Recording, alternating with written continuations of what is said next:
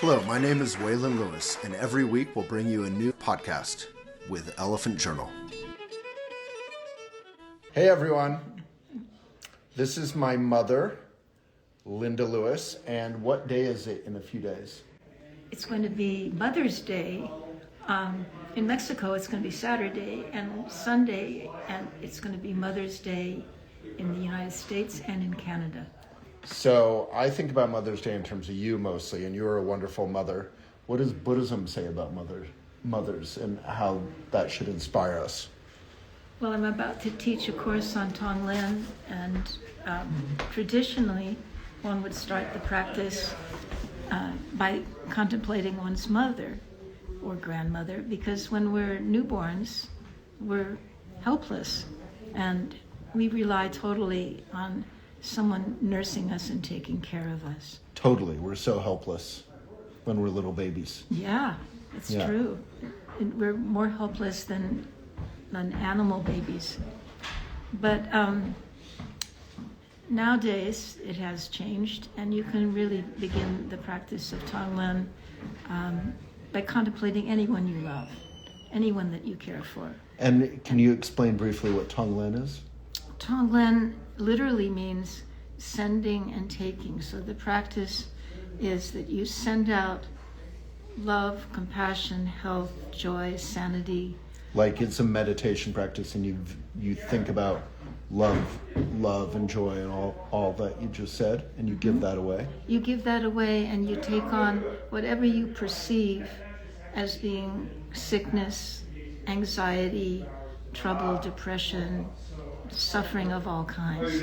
And the reason why traditionally it would start with one's mother is because the mother is an example of someone that gives unconditional kindness to her little baby, and often it gives, pays so much attention to the child.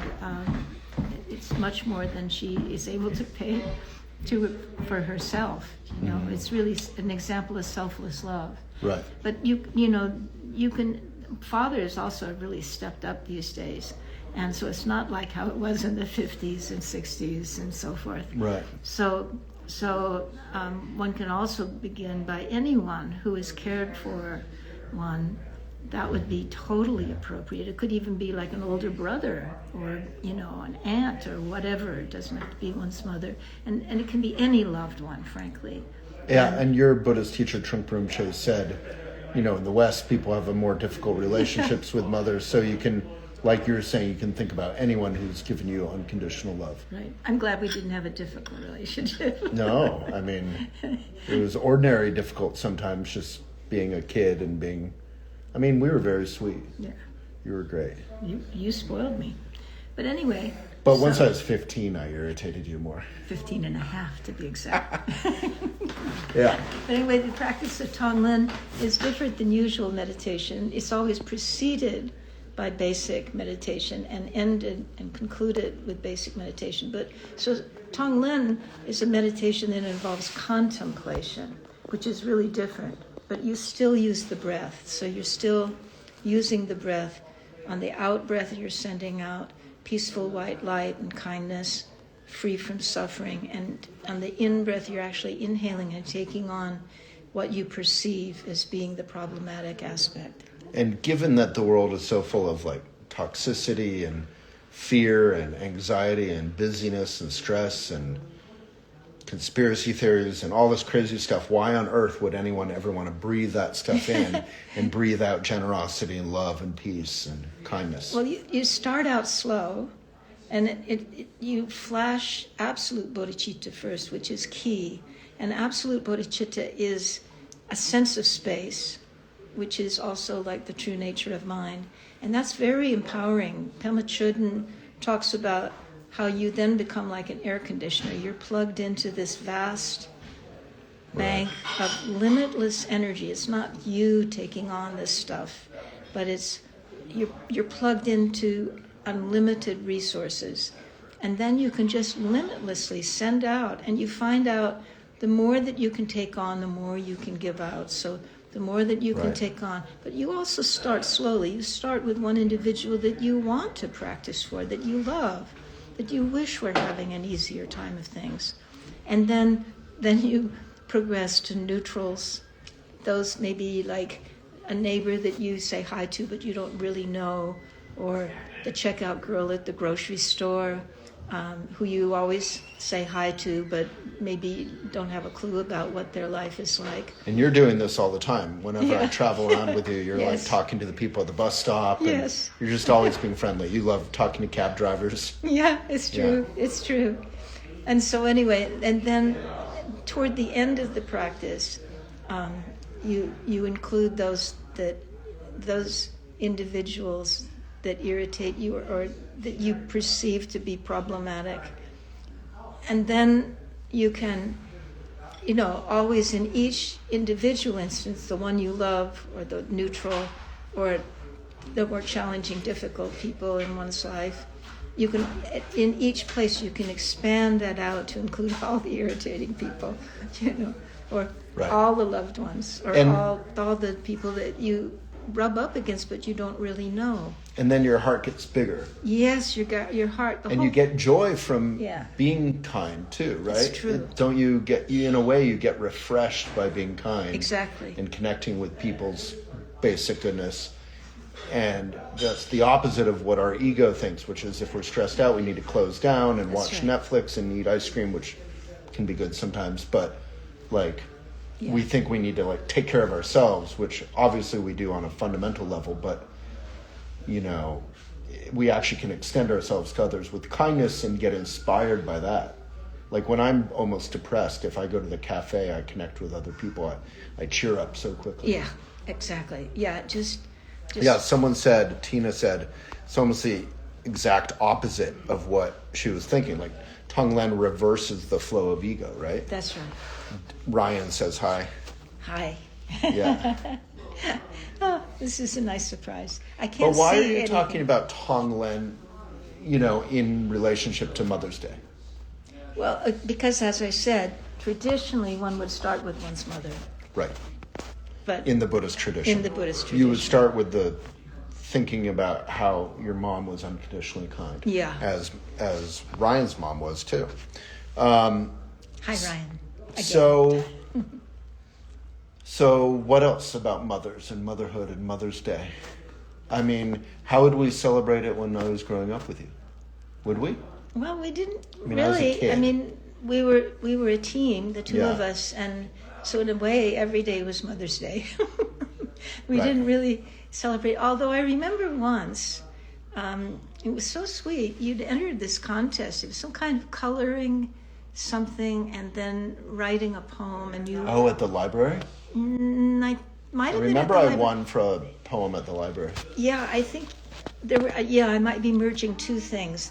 One, you did a coloring, and you were really a little boy, and we submitted it to a florist shop or something. And you anyway, it wound up being that you won, and I got some flowers, and then the Aw. library contest. You wrote a 4-line something Yeah. about a deer in the snow. Yeah, I still have it somewhere. Yeah, that's great. Keep it. Yeah. And I don't know what the prize involved, but you got a prize. I remember I got a green journal, like a pretty Nice. green and gold journal, Yeah. like to write in. But yeah, I mean, every year I've written about you and Mother's Day, like for 20 years. So I feel like with Elephant, but I feel like, the best thing on a very simple level that you ever did for me, beyond like keeping me alive and feeding me, and which is important, was you made me think I could do things. Like you made me think I was intelligent. I remember you you were. always, but you always like taught me that I was intelligent too. Like I just remember you sort of just, I feel like good teachers and parents always do this. They encourage you to think you can figure something out. Yeah. And, we're all just as intelligent as each other, basically.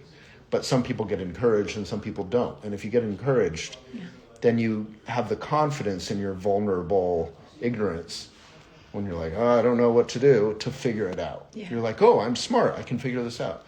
And you did that with me. And also, just encouraging critical thinking skills. Yeah. Like we would have conversations. I said, "What do you think about this?" And Right. so you you'd it was interesting.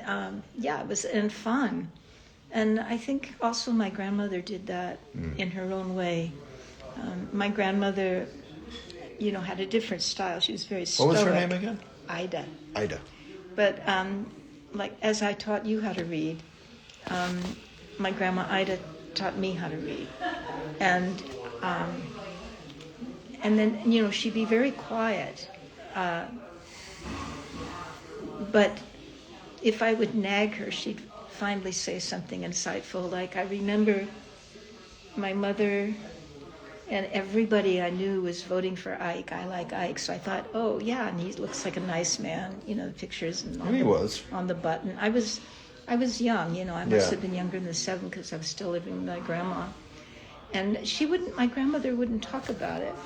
And finally, because how kids are persistent, she confided in me that she was voting for Stevenson. Stevenson. Yeah, but she also told me that how one votes is not anyone else's concern. Yeah. I can just hear her say it.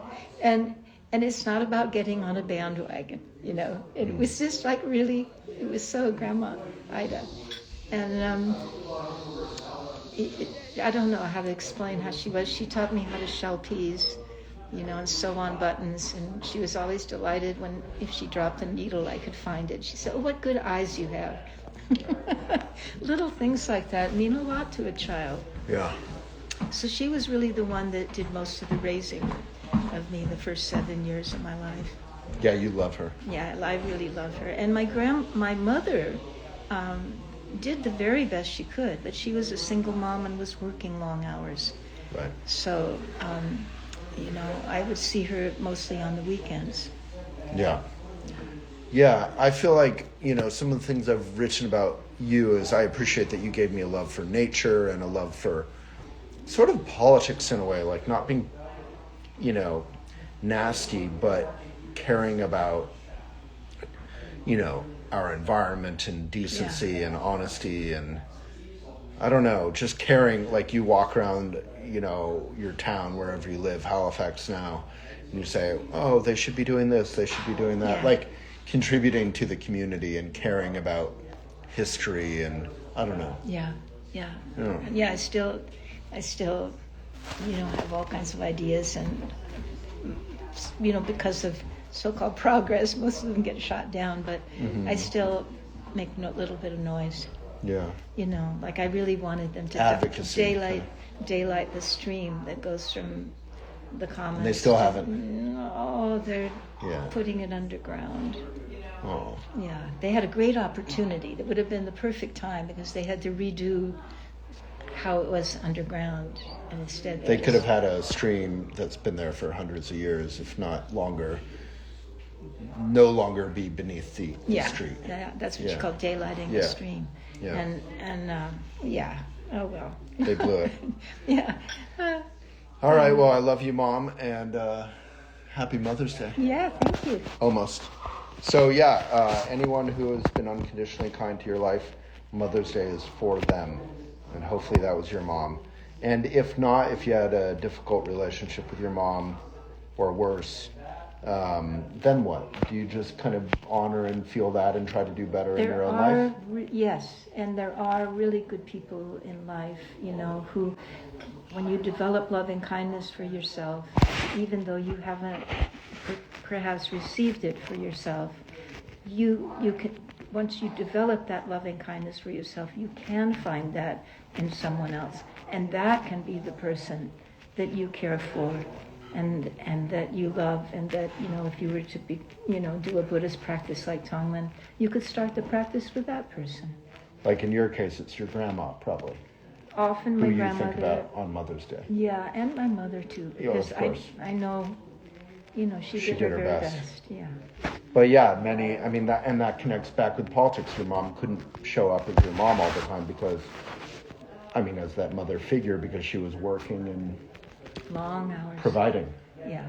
And if we have more free childcare in the U.S. and provided health care and all these things, then parents could be more available. Yeah. In Canada, they have both a leave available not only for the mother but for the father. Right. Yeah, in Europe, they have tons of maternity and paternity leave. Yeah. So I don't know, is Kelsey, are you still here? I saw you just joined. So that's the other mother in my life. And yeah, I'm excited to celebrate with my wife for the first time this year. She's the mother of Leo, a very cute, handsome little 5-year-old. And and we hope to have a family someday.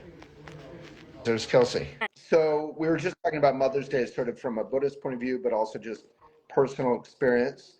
How do you like to celebrate Mother's Day? What would your ideal Mother's Day look like if we were celebrating you? Aw. Well, I love connecting, obviously, with my son, Leo, our 5-year-old. And I also try to reflect on just my journey as a mother and, kind of the role of mothers in the world, which I think you two were just talking about is often so underrepresented and under-resourced and, or maybe overrepresented in theory, aka a $5,000 incentive, but actually under-resourced and no childcare support and things like that. So yeah, I just love reconnecting with the essence of motherhood and what it means to me and how it feels in my body.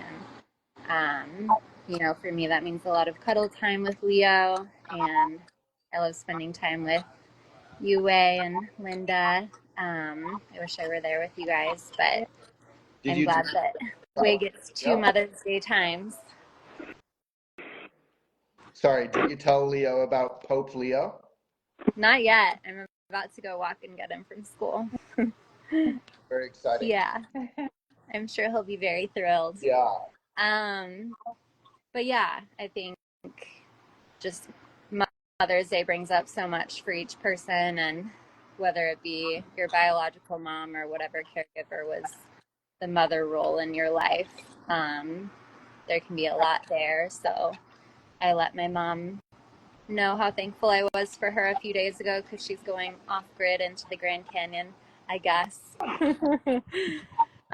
For the week. She should be there now.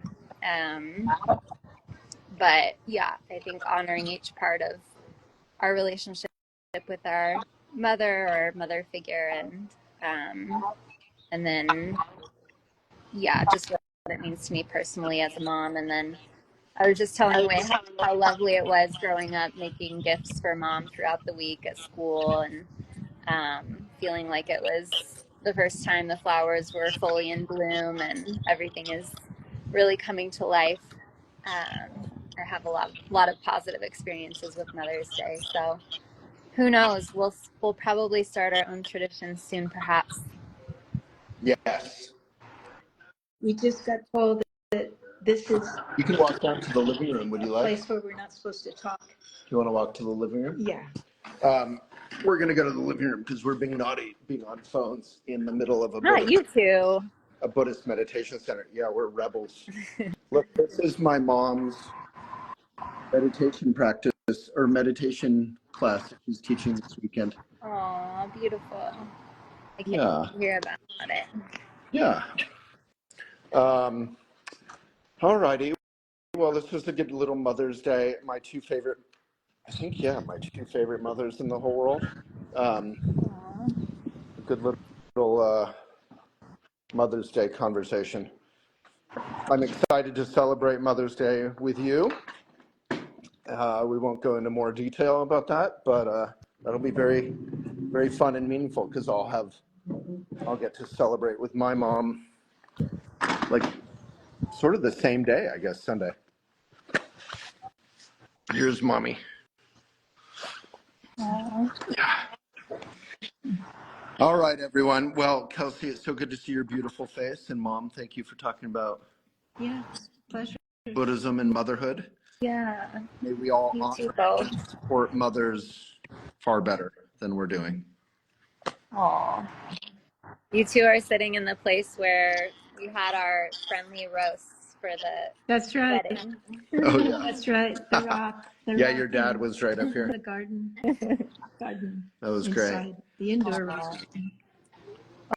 Okay, enjoy the rest of pre-Mother's Day week, and Way, I'll see you for post-Mother's Day week. Love you both. Bye. Thanks for the impromptu. Yeah, thanks for joining. Okay, bye. Okay. Bye. Bye, everyone.